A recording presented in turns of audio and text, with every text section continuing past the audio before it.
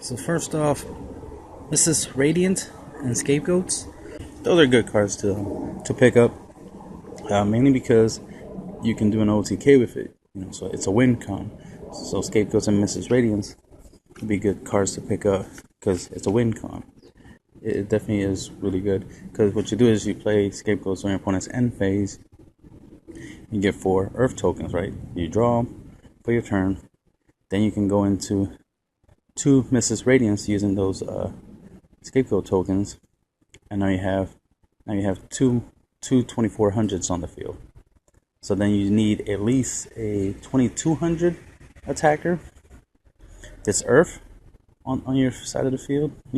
Summon it, and then you will gain an extra 1000, of course, from the 2 Mrs. Radiance, and it'll make your 2200 into a 3200, and then 3200 plus 24 plus 24, that's 8000 exactly.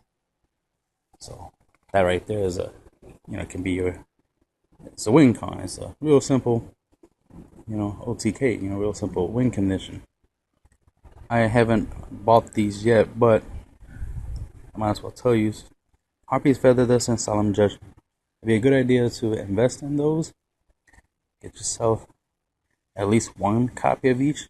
You don't even have to buy. That's the thing. You don't have to spend money. You could even trade for these. Some people probably have Harpies and Solemn Judgments that they'll gladly trade away for like commons or something and just get them real quick.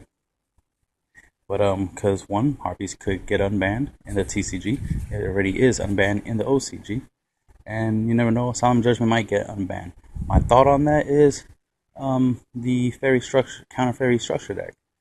They might unban Solemn Judgment so that way you can use it with the counter fairies. A way of selling that product.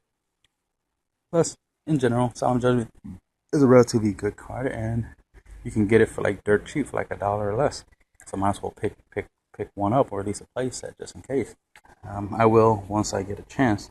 Right now, I got me a play set of Phantom Knight Breaksword. It's a good card in general. Burning Abyss can play the card, of course. They got the PK Fire thing, and Burning Abyss is getting that Link monster. So people started buying, start hyping up Dante and all that stuff. So Phantom Knight would be another extra deck monster that that deck could play. So why not? It was cheap to invest in. Proxy Dragon. Pretty much any deck can make Proxy Dragon. You just need 2 monsters. Has a good effect. You could do a combo where you make Link Spider, then you summon Proxy Dragon under Link Spider, because Link Spider points down, and now Proxy Dragon points left and right. So now you have 2 monster zones open up, just in case you have a deck that can't make Mrs. Radiance, because Mrs. Radiance, of course, can open up 2 monster zones for extra deck summoning, so you can have 2 extra deck monsters like a Stardust and Ancient Fairy Dragon, hypothetically, or a Stardust and a Totally Awesome. Right? Then we got, like I mentioned earlier, Link Spider. So of course, get Link Spider. I bought one because I only had enough money left over from other purchases to just scoop up 1 Link Spider. But I plan to get 2 more. Another thing about Link Spider is that Link Spider is Earth, has 1000 attacks. So with Mrs. Radiance, especially with 2 Mrs. Radiance on the field, you can turn that you could turn the Link Spider into a 2000, and if you can get 3 Link Spiders, that's 3 2000s. That's 6000 right there. So 2 Mrs. Radiance and 3 Link Spiders. That's more than enough to OTK your opponent, right? Then we got Sea Monster of Theseus. It's a 5-star fusion tuner. Instant fusion is still a thing right now until Konami decides to hit it, and it's a good card. It's a 5-star tuner. You can instant fusion it out to the field, and then you can use it for synchro plays. So that's the only real reason to use it, right? Is because it's a tuner. So it's an option, if you synchro and whatnot. Then we got instant fusion, of course, right? It does so much. Instant fusion lets you bring out any fusion monster level 5 or lower from your extra deck onto the field. So you can summon Theseus with it, of course. 1,000 eyes for strike, and then go into like a link Karibo play and all types of stuff, right? So it's very, very versatile. I got my play set of Ghost Sarcophagus because they'll be decent in, well, they're decent in dinosaurs because that's what I use it in. But you know, Metaphys, the Metaphys archetype, you know, they benefit from banishing, so Ghost Sarcophagus will obviously be decent in there. And let's say hypothetically, what if Dragon Rulers get unbanned? Whoa, Ghost Sarcophagus and Dragon Rulers.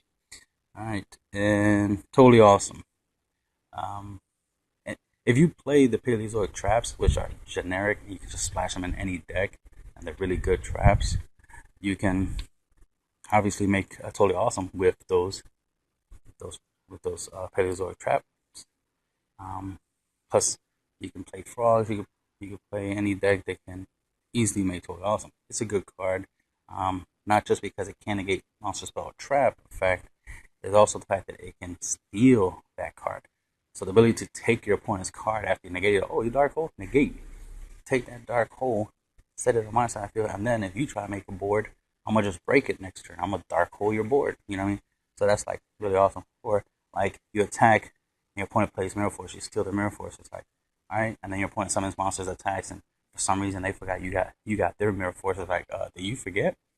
I Mirror Force you now. Like, oh no. Like, so the ability to take stuff from your opponent and use it against them is powerful. Therefore, obviously, will always be a good investment. And that's the end of the video.